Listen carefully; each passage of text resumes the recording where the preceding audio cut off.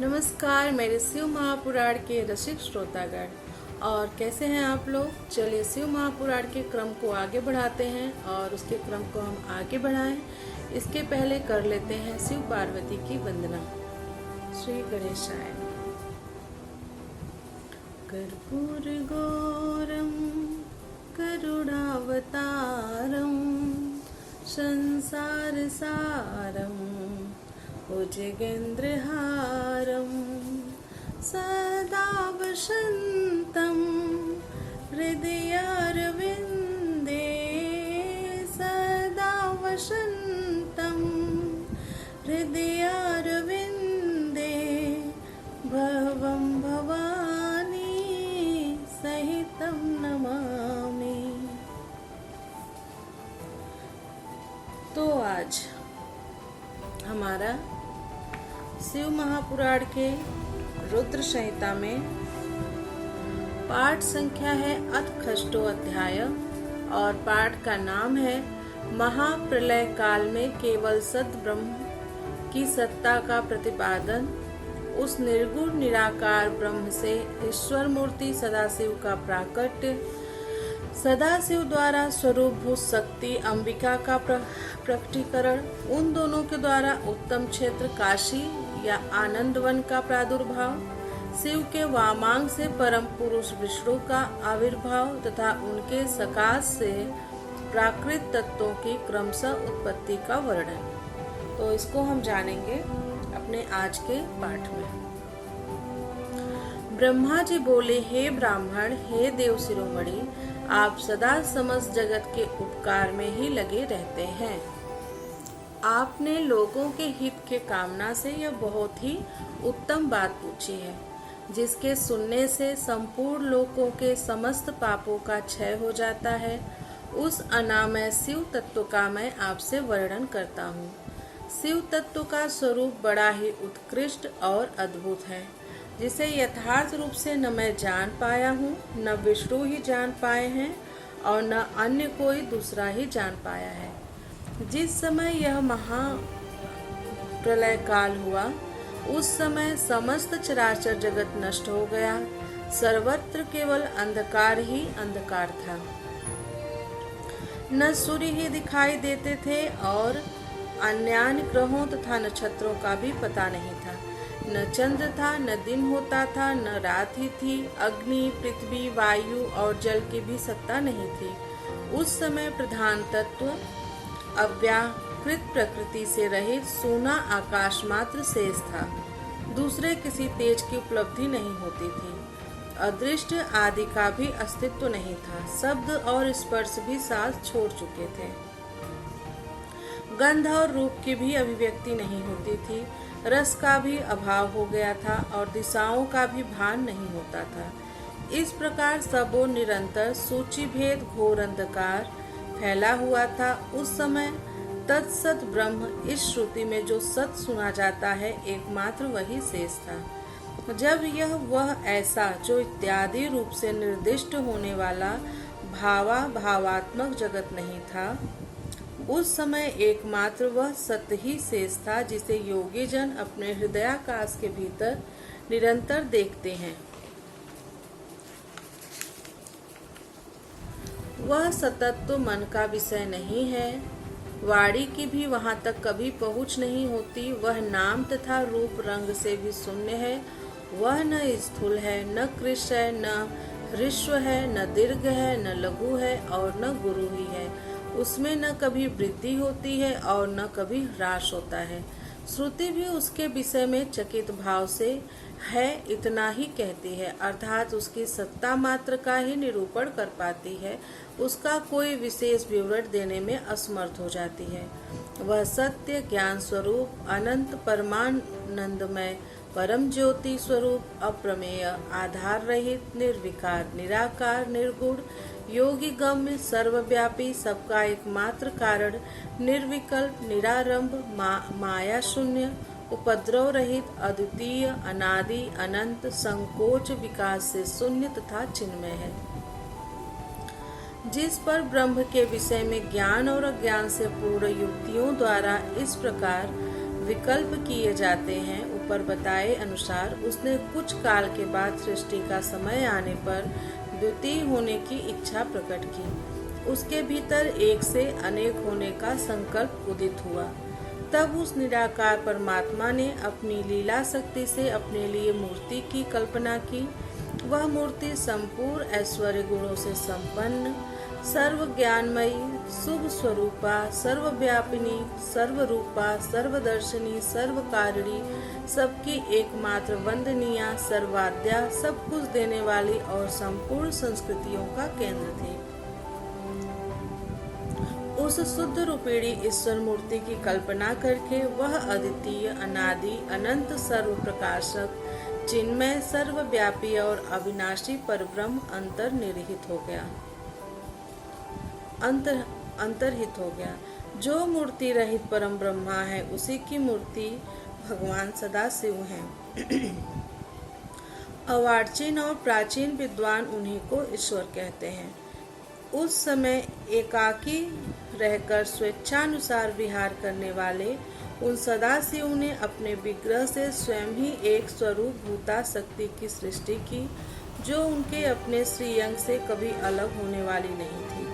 उस पराशक्ति को प्रधान प्रकृति, गुणवती माया, बुद्धि तत्व की जननी तथा विकार रहित बताया गया है। वह शक्ति अंबिका की कही गई है। उसी को प्रकृति, सर्वेश्वरी, त्रिदेव जननी, नित्या और मूल कारण भी कहते हैं। सदाशिव द्वारा प्रकट की गई उस शक्ति की 8 भुजाएं हैं। उस शुभ लक्षणा देवी के मुख की शोभा विचित्र है। वह अकेली ही अपने मुखमंडल में सदा पूर्णिमा के 1 सहस्त्र चंद्रमाओं की कांति धारण करती हैं। नाना प्रकार के आभूषण उसके श्री अंगों की शोभा बढ़ाते हैं। वह देवी नाना प्रकार की गतियों से संपन्न है और अनेक प्रकार के अस्त्र शस्त्र धारण करती हैं। उनके नेत्र खिले हुए कमल के समान जान पड़ते हैं। वह अचिंत्य तेज से जगमगाती रहती हैं। वह सबकी योनि है और सदा उद्यमशील रहती हैं। एकाकिनी होने पर भी वह माया संयोग वशात अनेक हो जाती हैं। वे जो सदाशिव हैं उन्हें परम पुरुष, ईश्वर, शिव शंभु और अनीश्वर कहते हैं। वे अपने मस्तक पर आकाश गंगा को धारण करते हैं। उनके भाल देश में चंद्रमा शोभा पाते हैं। उनके 5 मुख हैं और प्रत्येक मुख में 3 नेत्र हैं। 5 मुख होने के कारण वे पंचमुख कहलाते हैं। उनका चित्त सदा प्रसन्न रहता है। वे 10 भुजाओं से युक्त और त्रिशूलधारी हैं। उनके श्रीअंगों की प्रभा कपूर के समान श्वेत गौर है। वे अपने सारे अंगों में भस्म रमाए रहते हैं। उन काल रूपी ब्रह्म ने एक ही समय शक्ति के साथ शिवलोक नामक क्षेत्र का निर्माण किया था। उस उत्तम क्षेत्र को ही काशी कहते हैं। वह परम निर्वाण या मोक्ष का स्थान है जो सबके ऊपर विराजमान है। ये प्रिया प्रियतम रूप शक्ति और शिव जो परमानंद स्वरूप हैं, उस मनोरम क्षेत्र में नित्य निवास करते हैं। वह काशीपुरी परमानंद रूपिणी है। हे मुने, शिव और शिवा ने प्रलय काल में भी कभी उस क्षेत्र को अपने सानिध्य से मुक्त नहीं किया है। इसलिए विद्वान पुरुष उसे अविमुक्त क्षेत्र भी कहते हैं।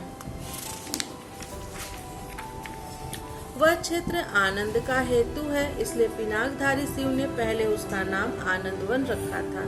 उसके बाद वह अविमुक्त के नाम से प्रसिद्ध हुआ। हे देवर्षि, एक समय उस आनंद वन में रमण करते हुए शिवा और शिव के मन में यह इच्छा हुई कि किसी दूसरे पुरुष की भी सृष्टि करनी चाहिए, जिस पर सृष्टि संचालन का महान भार रखकर हम दोनों केवल काशी में रहकर इच्छानुसार विचरण करें और निर्वाण धारण करें। वही पुरुष हमारे अनुग्रह से सदा सबकी सृष्टि करे, वही पालन करे और अंत में वही सबका संहार भी करे। यह चित्त एक समुद्र के समान है। इसमें चिंता की उत्ताल तरंगे उठ उठकर इसे चंचल बनाए रहती हैं। इसमें सत्व गुण रूपी रत्न, तमो गुण रूपी ग्राह और रजो गुण रूपी मूंगे भरे हुए हैं। इस विशाल चित्त समुद्र को संकुचित करके हम दोनों उस पुरुष के प्रसाद से आनंद कानन काशी में सुखपूर्वक निवास करें। यह आनंदवन वह स्थान है जहाँ हमारी मनोवृत्ति सब ओर से सिमटकर इसी में लगी हुई है तथा जिसके बाहर का जगत चिंता से आतुर प्रतीत होता है। ऐसा निश्चय करके शक्ति सहित सर्वव्यापी परमेश्वर शिव ने अपने वाम भाग के 10वें अंग पर अमृत का सिंचन किया। वहां उसी समय एक पुरुष प्रकट हुआ जो तीनों लोकों में सबसे अधिक सुंदर था।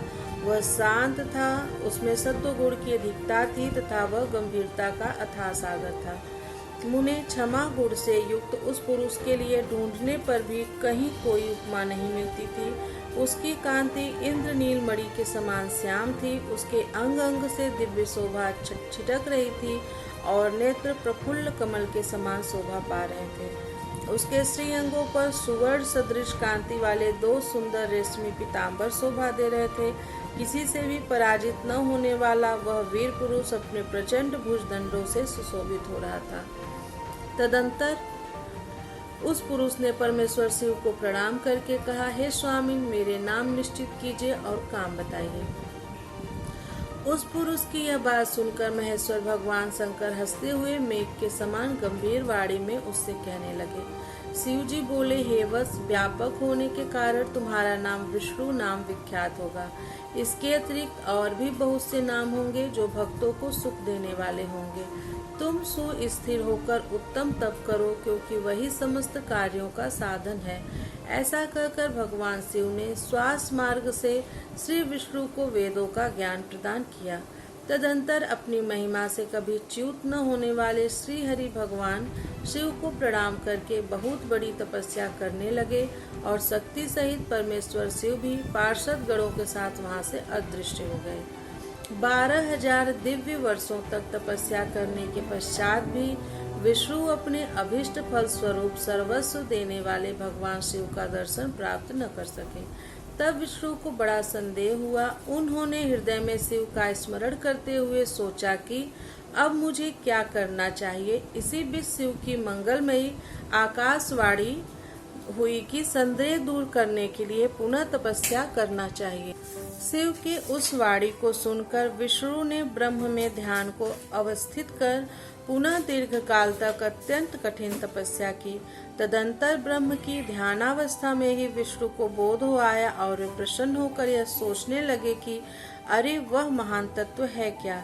उस समय शिव की इच्छा से तपस्या के परिश्रम में निरत विष्णु के अंगों से अनेक प्रकार की जल धाराएं निकलने लगी। हे महामुनि, उस जल से सारा सुना आकाश व्याप्त हो गया। वह ब्रह्म रूप जल अपने स्पर्श मात्र से सब पापों का नाश करने वाला सिद्ध हुआ। उस समय थके हुए परम पुरुष विष्णु मोहित होकर दीर्घ काल तक बड़ी प्रसन्नता के साथ उसमें सोते रहे। नार अर्थात जल में शयन करने के कारण ही उनका नाम नारायण, यह सूत्र सम्मत नाम प्रसिद्ध हुआ। उस समय उन परम पुरुष नारायण के अतिरिक्त दूसरी कोई प्राकृतिक वस्तु नहीं थी। उसके बाद ही उन महात्मा नारायण देव से यथा समय सभी तत्व प्रकट हुए। हे महामते, हे विद्वान, मैं उन तत्वों की उत्पत्ति का प्रकार बता रहा हूँ, सुनिए। प्रकृति से महतत्व प्रकट हुआ और महतत्व से सत्वादि तीनों गुण। इन गुणों के भेद से ही त्रिविध अहंकार की उत्पत्ति हुई। अहंकार से 5 तन्मात्राएं हुई और उन तन्मात्राओं से 5 भूत प्रकट हुए। उसी समय ज्ञानेंद्रियों और कर्मेंद्रियों का भी प्रादुर्भाव हुआ। हे मुनि श्रेष्ठ, इस प्रकार मैंने आपको तत्वों की संख्या बताई है। इनमें से पुरुष को छोड़कर शेष सारे तत्व प्रकृति से प्रकट हुए हैं, इसलिए सबके सब जड़ हैं। तत्वों की संख्या 24 है। उस समय एक आकार हुए 24 तत्वों को ग्रहण करके वे परम पुरुष नारायण भगवान शिव की इच्छा से ब्रह्म रूप जल में सो गए। इस प्रकार से शिव महापुराण के अंतर्गत द्वितीय रुद्र संहिता के प्रथम खंड में सृष्टि उपाख्यान का विष्णु उत्पत्ति वर्णन नामक 6वां अध्याय पूर्ण हुआ। प्रेम शंकरम सर्वनाथम नमामि। हर हर महादेव। आप लोग मन लगा के कथा सुनिए और इसको अपने फैमिली और दोस्तों में भी जरूर शेयर कीजिएगा। मिलती हूँ आप लोगों से अगली कथा में।